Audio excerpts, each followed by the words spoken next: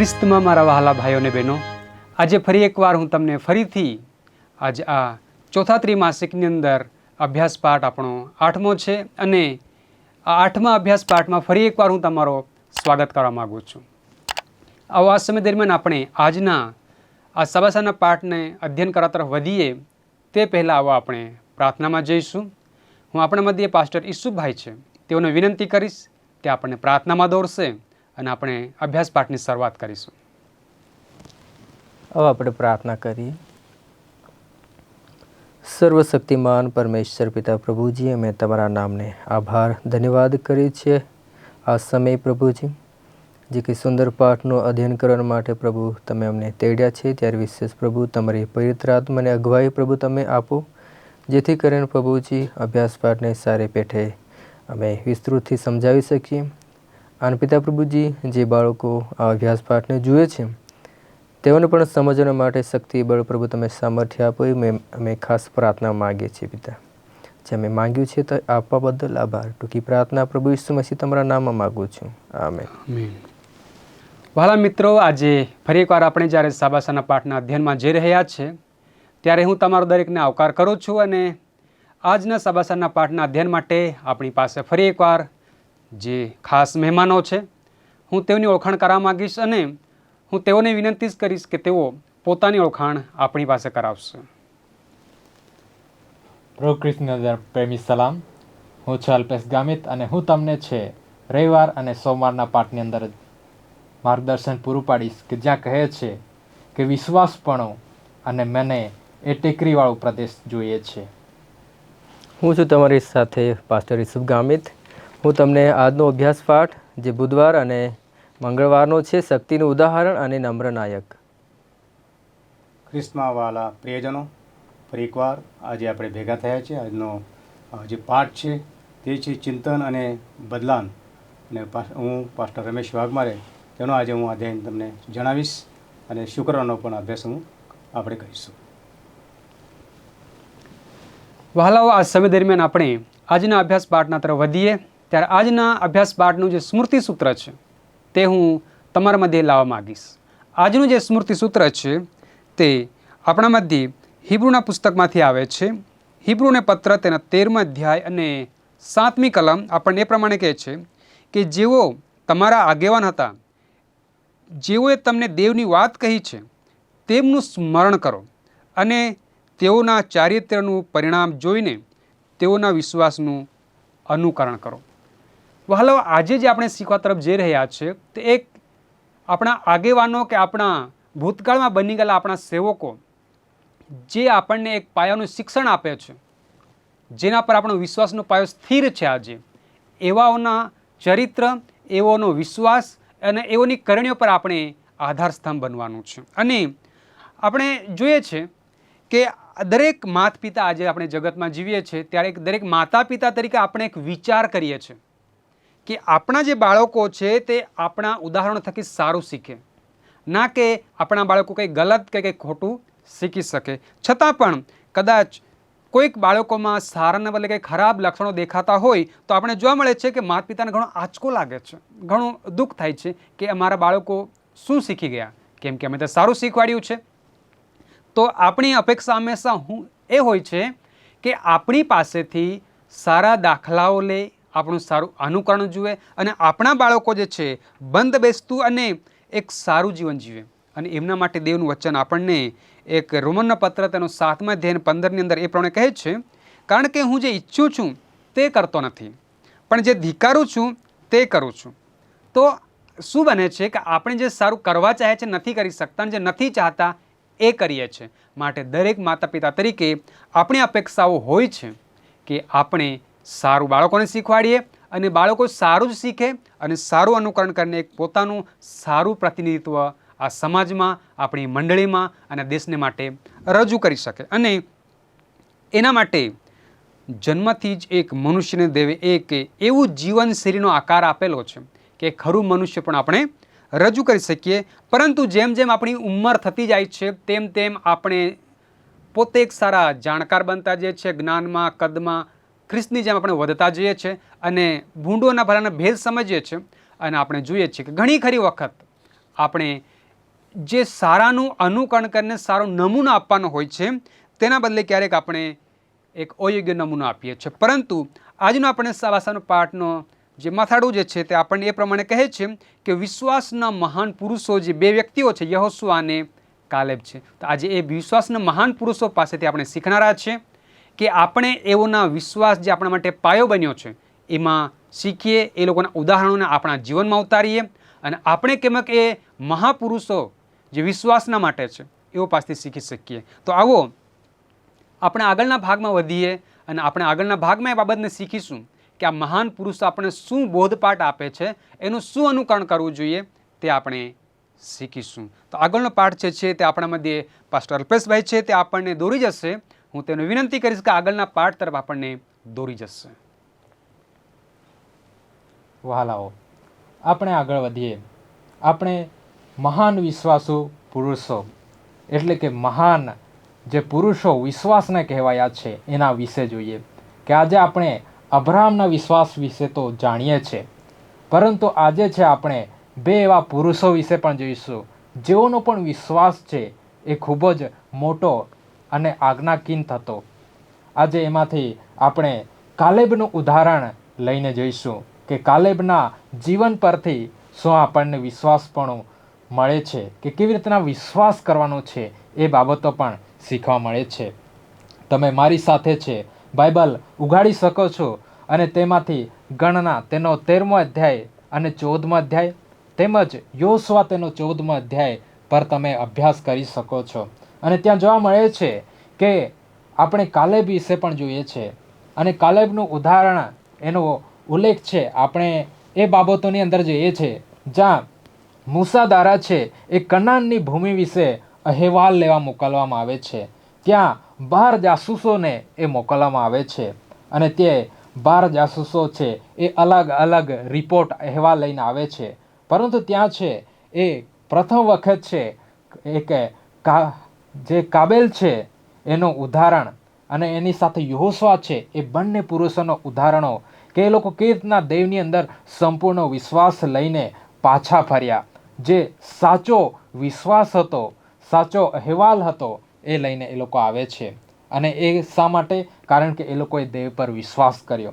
ત્યાં જોવા મળે છે કે એની સાથે જે 12 જાસૂસો હતા એ લોકોએ છે કેવો રિપોર્ટ લઈને આવ્યા, કેવો અહેવાલ લઈને આવ્યા?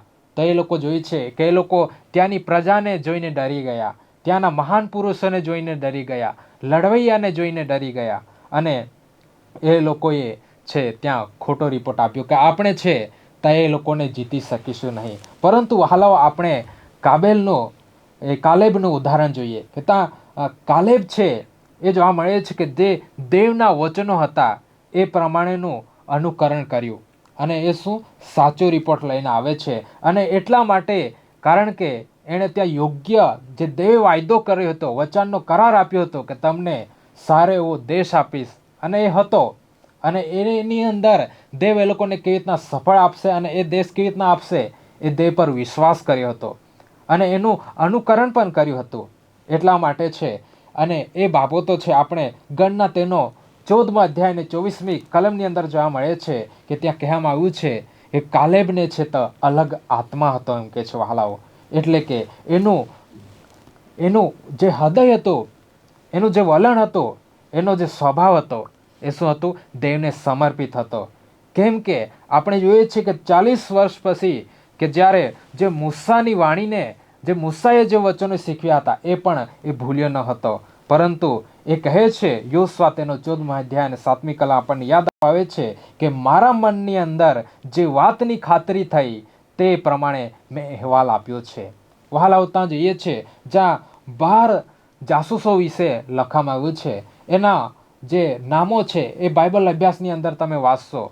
આજે એ લોકોને કોઈ ઓળખતું નથી, પરંતુ એ 12 જાસૂસોમાંથી ફક્ત આપણે કાલેબ અને યોશુઆ વિશે સાંભળીએ છીએ. કારણ કે એ લોકોએ દેવનો ભય રાખ્યો. એ ત્યાંના લોકોનો ભય ન રાખ્યો, પરંતુ દેવનો ભય રાખ્યો અને દેવના વચનો પર વિશ્વાસ રાખ્યો. કે જ્યારે કાલેબ છે એ 85 વર્ષનો થઈ ગયો ત્યારે પણ એ કહે છે કે કદાચ યહોવા મારો સાથ આપશે, યહોવા મારી સાથે રહેશે.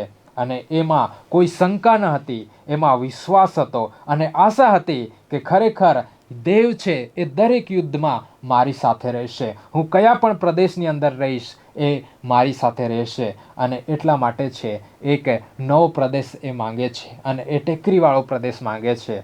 અને આગળ ત્યાં આપણે કાલેબનું છે એ વિશ્વાસ પણ જોઈ શકીએ છીએ કે ત્યાં જોઈએ છે કે કાલેબને છે એ 3 વાર ઉલ્લેખ કર્યો છે. શું ઉલ્લેખ કર્યો છે? કે એ યહોવાને સંપૂર્ણ રીતે અનુસર્યો. આજે એક વખત નહીં, પરંતુ આપણે જોઈએ છીએ કે બાઇબલની અંદર 3 વખત જો ઉલ્લેખ થાય છે એ ઘણું મહત્વનું બની જાય છે. તો તેવી રીતના આજે કાલેબ માટે પણ 3 વાર ઉલ્લેખ થાય છે કે એ સંપૂર્ણ રીતે પ્રભુને, આપણે યહોવા દેવને અનુસર્યો અને એ સંપૂર્ણ દેવની અંદર વિશ્વાસ કર્યો અને કોઈનો દબાણનો અનુભવ, કોઈ પ્રજા કેવી છે એનો દબાણનો અનુભવ્યો, પરંતુ દેહ પર જ વિશ્વાસ રાખ્યો કે દરેક યુદ્ધ, દરેક પરિસ્થિતિની અંદર દેવ મારી સાથે રહેશે, મારી પ્રજાની સાથે રહેશે. અને એટલા માટે જ છે એ કહેવામાં આવ્યું છે કે એ સંપૂર્ણ રીતે દેવને અને દેવને સમર્પિત થઈને ચાલ્યો. અને જો યહોશુઆ પણ એવું માને છે કે એનું હૃદય છે એ દેવને સમર્પિત છે, તો એ શું પગલું ભરે છે. જો દેવના વચનો છે એ આપણને મળે છે તો એના માટે આપણે પગલું પણ ભરવું પડશે. એટલા માટે અહીં કહે છે કે દેવનું વચન છે એ આપે છે અને આપણો ભાગ શું છે? એને લેવો છે. કે જેવી રીતના એ ભૂમિ વિશે કહે છે કે જે ભૂમિ કનાન દેશ એ લોકોને આપવામાં આવ્યો, એને આપ્યો, પરંતુ શું? એ લોકોએ લીધો પણ.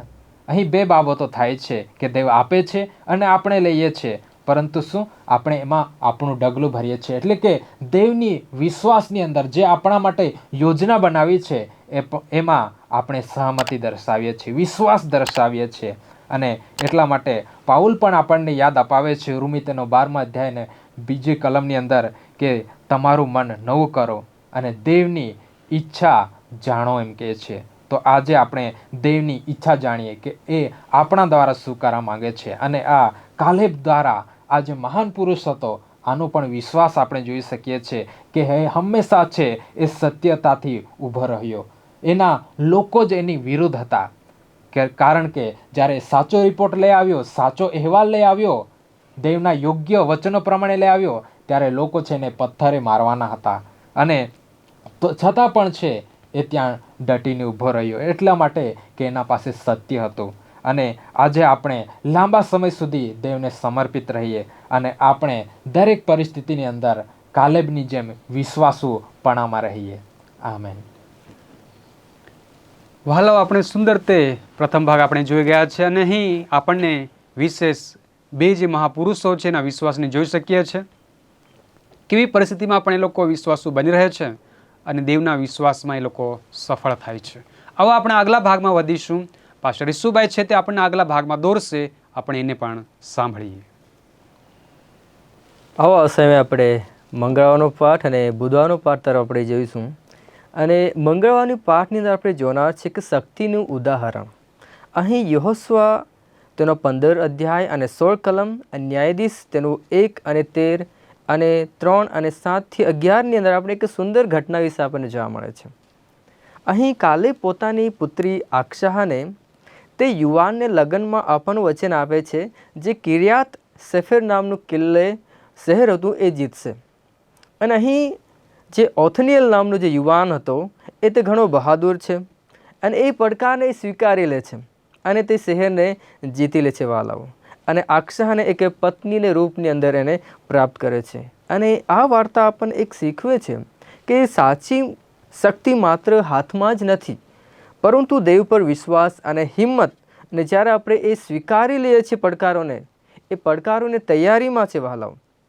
કાલેબ ખરેખર આપણે જોઈએ છે કાલેબ વિશે, જેમ એ વિશ્વાસની અંદર મજબૂત હતો અને તેમ એ યુવા પેઢીમાં પણ એ આક્ષા અને ઓથનિયલ એ જ વિશ્વાસ અને દ્રઢતા જોવા મળે છે.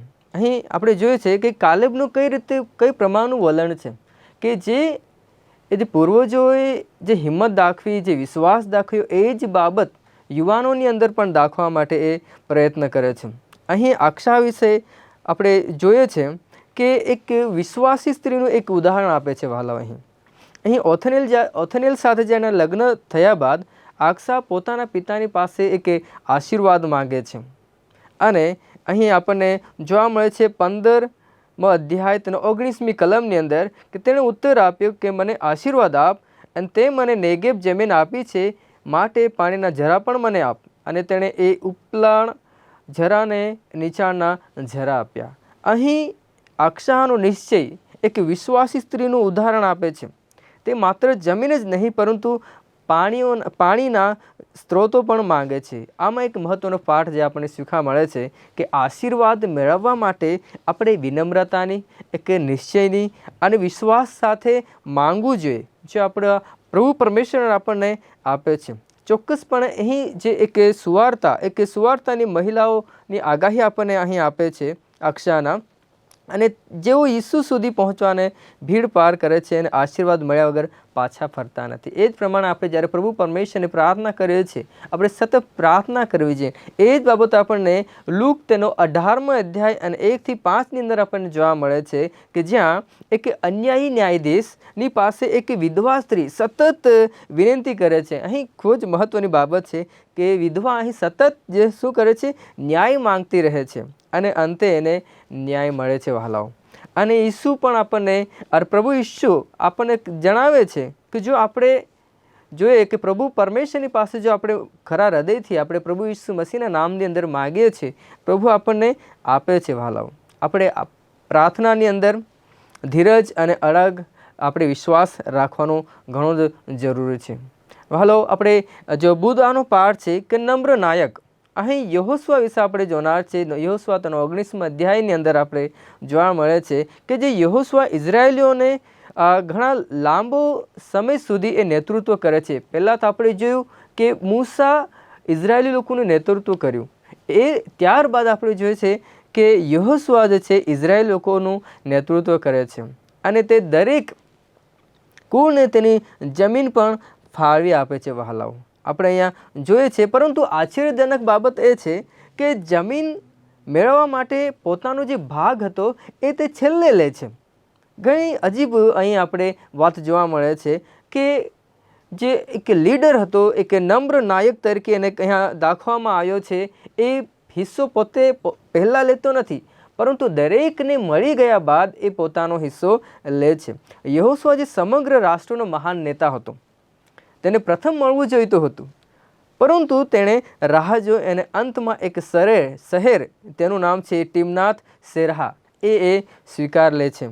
અહીં આપણે ટિમનાથ સેરહાના વિશે જ્યારે આપણે જોઈએ છે કે તેનો અર્થ છે કે બાકી રહેલો હિસ્સો, કે બાકી રહેલો પ્રદેશ તરીકે આપણે એને ભાષાંતર કરી શકીએ છીએ. એ દરેક કુળોને, દરેક પરિવારને જે કનાન દેશનો હિસ્સો મળવો જોઈતો હતો એ મળે છે, ત્યારબાદ છે એ પોતે લે છે. હોય આપણે એક ઉદાહરણ આપણે સુંદર આપણને મળે છે કે એ નમ્ર નાયક તરીકે આપણને મળે છે વહાલાઓ. અને આ પાઠ આપણને શીખવે છે કે નેતૃત્વ હંમેશા નમ્રતાથી થાય છે. નેતા પોતાના ફાયદા માટે નહીં કે લોકોના કલ્યાણ માટે પહેલાં જ્યારે જુએ છે ત્યારે એ નમ્ર અને મહાન માણસ બને છે. એ જ માટે આજનો જે પાઠ છે કે મહાન દિગ્ગજો, પ્રભુ પરમેશ્વરના વિશ્વાસના મહાન દિગ્ગજો વિશે આપણે જ્યારે જોયું છે કે પ્રભુ પરમેશ્વરે યહોશુઆને એવું હૃદય એની પાસે હતું કે એ નમ્ર હતું, અને એટલા જ માટે એ શું કરે છે, પોતે જે શહેર પસંદ કરે છે ટિમનાથ સેરહા, એ શિલ્હોની નજીક હતું, અને તેણે એ બતાવ્યું કે પરમેશ્વરની પાસે કેટલુંક નજીક રહેવા માગતો હતો. એની પ્રાથમિકતા એ હતી કે પરમેશ્વરની પ્રેઝન્સમાં, પરમેશ્વરના નજદીકમાં એ રહેવા માગતો હતો. એ સંપત્તિ કે મહિમામાં નહીં, પરંતુ એ પરમેશ્વરની નજીક રહેવા માગતો હતો. અહીં આપણે દાઉદ ભક્તનું એક સુંદર બાબત અહીંયા વાંચી શકીએ છીએ. ગીત શાસ્ત્ર તેનો 27 અધ્યાય અને 4 કલમની અંદર લખવામાં આવે છે કે યહોવા પાસે મેં એક વરદાન માગ્યું છે કે યહોવાનું મંદિર મારી જિંદગીના સર્વ દિવસો પર્યંત મારું નિવાસ સ્થાન થાય, જેથી તેના સૌંદર્યનું અવલોકન કર્યા કરું અને તેના પવિત્ર સ્થાનમાં તેનું ધ્યાન ધરું. અહીં યહોશુઆ જે નમ્ર નાયક તરીકે આપણે જેને જોઈએ છે એ પણ પ્રભુ પરમેશ્વરની નજદીક એટલે શિલ્હોની નજીક એ રહેવા માંગે છે. અને આ બે પાઠોમાંથી આપણે જોઈએ છે કે વિશ્વાસની અંદર મજબૂત રહો, અને વચનની અંદર આપણે મજબૂત રહેવાનું છે અને વિશ્વાસથી આપણે આગળ વધવાનું છે. અને જે પ્રમાણે અહીંયા આપણે બુધવારની અંદર પાઠની અંદર આપણે જોયું કે કઈ પ્રમાણે એ યુવાન એ પડકારોને સ્વીકારે છે અને એ જીતે છે. એ જ પ્રમાણે આપણે પડકારોને સ્વીકારીએ અને જીતીએ. અને બીજું આપણે નમ્ર નાયક જે બુધવારના પાઠમાંથી આપણે શીખીએ છીએ કે નમ્રતા જે આપણને પ્રભુની ઓર નજીક લઈ જાય છે. વહાલાઓ, અહીં આપણે કાલેબ વિશે પણ જોઈએ છે કે એ આપણને શીખવે છે કે હિંમત શીખવે છે.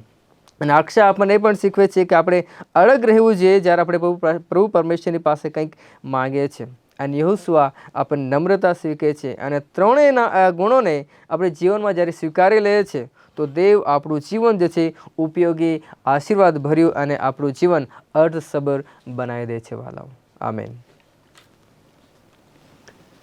વહાલાઓ, અહીં આપણને વિશેષ મધ્ય ભાગમાં જ્યારે આપણે જોઈએ છે સુંદર બાબતો આપણે જોવા મળે છે કે આગેવાન કેવો હોવો જોઈએ. અહીં આપણે યુવાન જે છે એ યુદ્ધને માટે આગેવાની લે છે અને જે દીકરી જે છે અક્ષા, એના વિશે આપણે જ્યારે જોઈએ છે ત્યારે એ થનારના પતિને સહાય કરે છે અને આવનાર ભવિષ્યને માટે મોટી યોજના ઘડે છે. જ્યારે કાલેબ છે એ મહાન અને એક લીડર તરીકે પોતાનું પ્રતિનિધિત્વ આપે છે. આજે તમારા અને મારા માટે પ્રશ્ન છે, શું આપણા પરિવારમાં, આપણી મંડળીમાં, આપણા સમાજમાં એવું પ્રતિનિધિત્વ કરવા માટે શું આગળ આવ્યા છે? શું આપણે આગળ વધીએ છીએ? આ તમારા અને મારા માટે ઘણો મોટો પડકાર છે. હવે આગલા ભાગમાં વધીએ. આગળનો ભાગ આપણે પાસ્ટર રમેશભાઈ વાઘમારે દોરી જશે. સારું, આપણે ગુરુવારનો પાઠ આપણે સાંભળીશું અત્યારે. અને સરસ અત્યાર સુધી આપણે જે કંઈ સાંભળ્યું છે પાસ્ટર અલ્પેશ, પાસ્ટર યુસુફ એમના થકી, કે આ જે વિશ્વાસના મહાપુરુષો વિશે આપણે સાંભળીએ છીએ.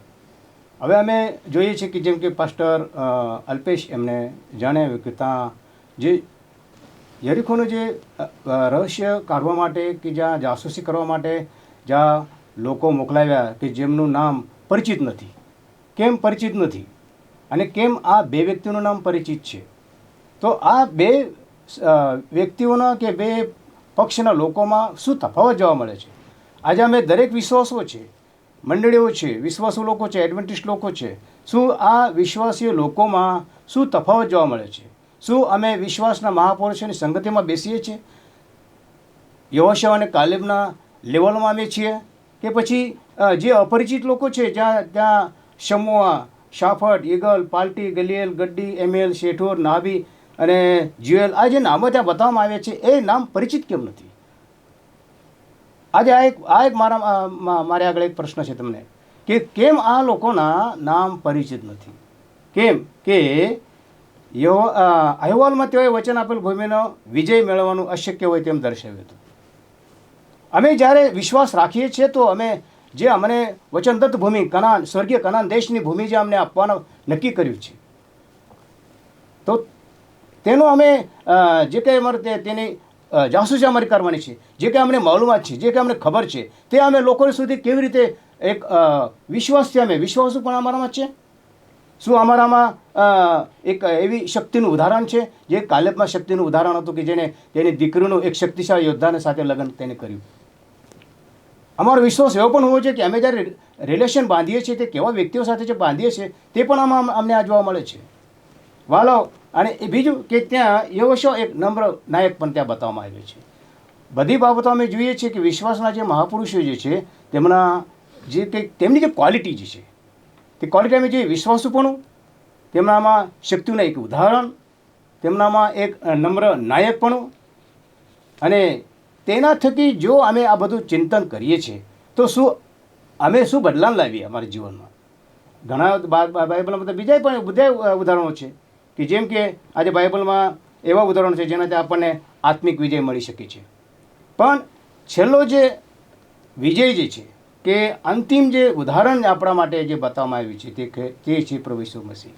પ્રભુ ઈસુ ખ્રિસ્ત આપણા માટે અંતિમ એક ઉદાહરણ છે કે જેનાથી અમે બધું સામે શીખી શકીએ. તેનામાં જે કંઈ ક્વોલિટી હતી યહોશુઆ અને કાલેબમાં અમે જોઈએ છીએ કે ક્વોલિટી આપણે જોવા મળે છે, પણ પ્રભુ ઈસુ ખ્રિસ્તમાં સંપૂર્ણતાની ક્વોલિટી જોવા મળે છે. તો એમના પરથી અહીં અમે ઈસુ તરફ જે આપણે જ્યારે જોઈએ છીએ તો ઈસુના તેજસ્વી અને વધુ અલગ મંતવ્યો આપણે મેળવી શકીએ છીએ, અને એ જોતાં આપણે બદલાન પણ પામી શકીએ છીએ.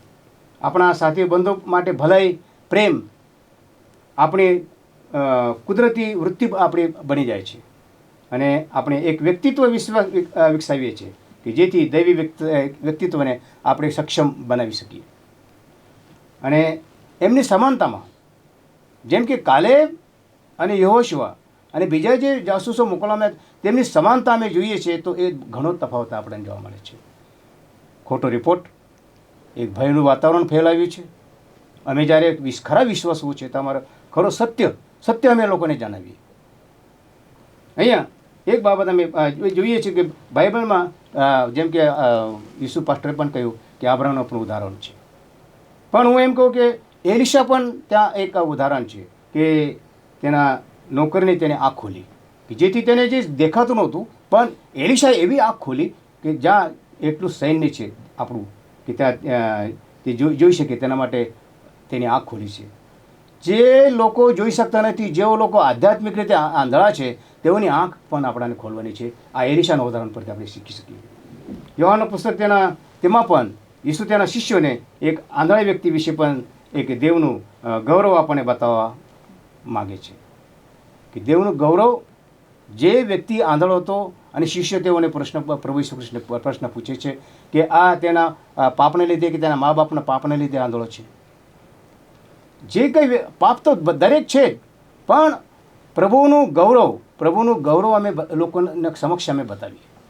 તે જ વચન પ્રભુ ઈસુ કૃષ્ણ ત્યાં કહે છે કે એ વ્યક્તિ જે આંધળો છે તેનું કારણ છે કે પ્રભુનું ગૌરવ થવું જોઈએ, પ્રભુનું મહાત્મ્ય ત્યાં દેખાવું જોઈએ લોકોને આગળ. અને ત્યાર પછી અમે જોઈએ છીએ કે પાઉલ જે પ્રેરિતોના કૃત્યમાં 26મા અધ્યાયમાં ત્યાં પણ આપણને ત્યાં અગ્રિપાને પણ તે ત્યાં સમજાવે છે.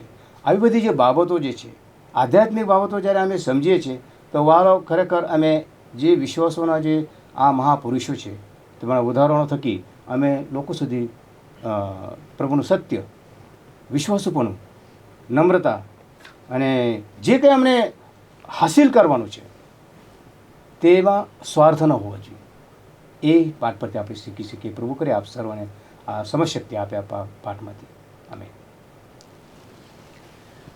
વહાલાઓ, આપણે આજે એક સુંદર સબાસાનો પાઠ શીખ્યા છે અને મને લાગે છે એક વિશેષ યુવાઓ માટે, એક પોતાના પરિવાર કે પોતાની મંડળી કે પોતાનો સમાજ માટે એક આગેવાન બનાવવા માટે ઘણી જ એક મદદરૂપ અને પ્રોત્સાહનરૂપ આપતો એક આ સબાસાનો પાઠ છે. અને અહીંયા આપણે જોઈએ છીએ યુવાનો કેવી હિંમત કરે છે, યુદ્ધ જીતી જાય છે. એની થનારી ધર્મપત્ની જુઓ કેવી હિંમત કરે છે અને એક નવું આખું શહેર કે આખું નવું એનું જે સામ્રાજ્ય છે તે ઊભું કરી નાખે છે. સાથે એવો એક લીડર મળે છે કે જે લીડર એક આત્મિક અને દૈહિક બંને બાબતોમાં લોકોને વ્યવસ્થિત દોરે છે અને એટલી ધીરજ રાખે છે કે બધાને આપ્યા પછી છેલ્લે એ પોતાનો હિસ્સો લે છે. પણ આજના આગેવાનો કેવા હોય છે? બધાને લૂંટીને ચૂસીને ઢગલો કરનાર આગેવાનો હોય છે.